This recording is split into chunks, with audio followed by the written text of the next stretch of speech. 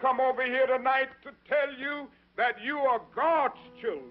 Kim here, and as we celebrate Martin Luther King Jr. Day, did you know that Dr. King made one famous visit to Seattle? The year was 1961, and his friend, the Reverend Samuel McKinney of Mount Zion Baptist Church, invited him to come speak. Despite a controversial cancellation that had forced MLK to change his planned venue, the civil rights leader left impressed, declaring Seattle a progressive city.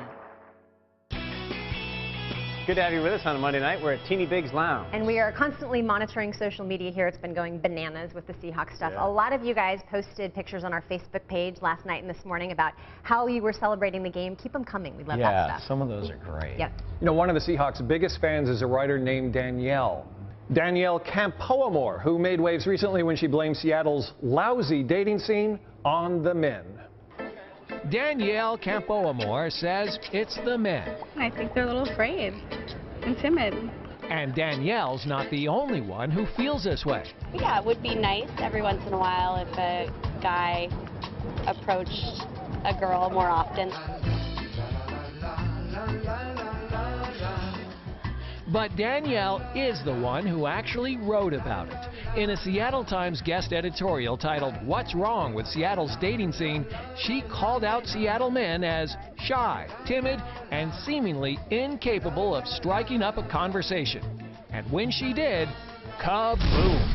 It feels weird to be the most hated woman in Seattle because that's how I feel. One guy called you a superficial witch and got 72 thumbs up for that comment. Yes. Sounds like Danielle struck a raw nerve. In a city with so many high-tech companies and so many singles registered with online dating services, real-world interaction can be intimidating. You think if you mess up, then you're going to be judged and that ruins your whole night, or it's tough. Maybe it's a Seattle thing. It's really hard to just go out and meet someone totally random. Seattle freeze, do you believe in that? Have you heard of that? Completely believe in the Seattle freeze, yes. Or maybe too many people are sending each other the wrong signals. The men should take the lead in approaching a female and engaging her, but if there's no engagement going both ways, then who's to say the male's to blame? The women hold some part in it. You know, they're pretty standoffish and mean and rude, and after a while I could see a man not wanting to try anymore if a girl's going to put her nose in the air, but at the end of the day, the men have got to step up and take charge. And one did. I said, you need to bring your butt to Tacoma. Ryan Walker didn't respond to the editorial with a snide comment. He tracked Danielle down and asked her out. And I said, yeah, I'll go to a game with you. Are you going to see her again, or what? I'd like to. That's more, you know, up to her, but I'm making the pursuit. All right. So where does this story end? I hope it ends with a lot of single women not feeling so left out anymore. It never hurts to try. Never hurts to try. Maybe that's our lesson for the day.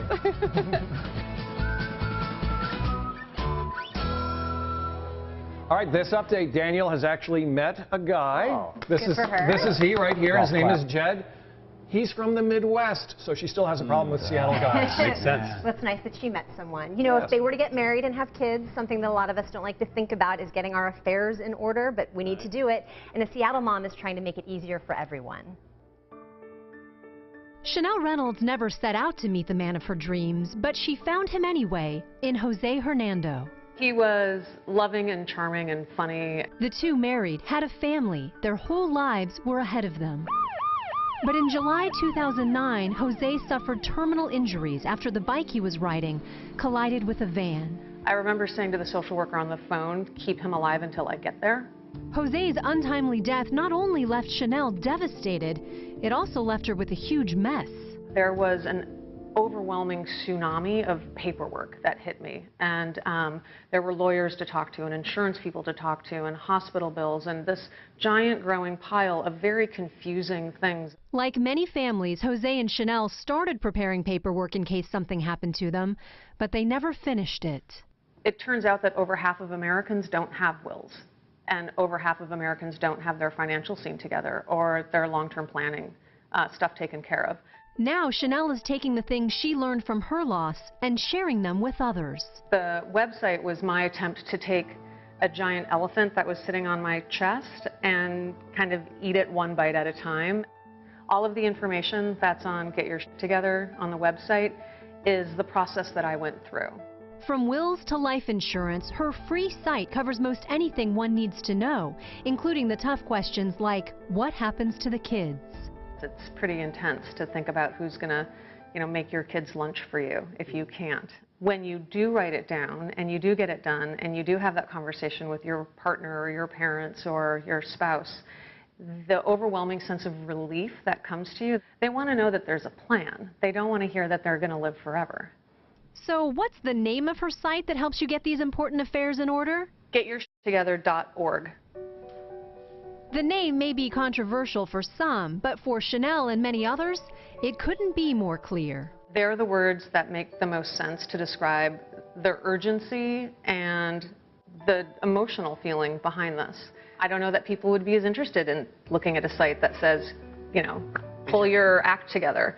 That kind of sounds like a closet cleaning service. And the name hasn't stopped people from coming for help. The response has been overwhelming. The checklist has been downloaded over 150,000 times. The site has been seen over 1 million times. My hope was that I could take what I'd learned and share it back, and that it would be helpful and useful, and it has. Planning for the end is never easy, but Chanel hopes her site with the memorable name will help make the process a whole lot easier. Stick around. Jane Lynch's Hollywood Game Night after this.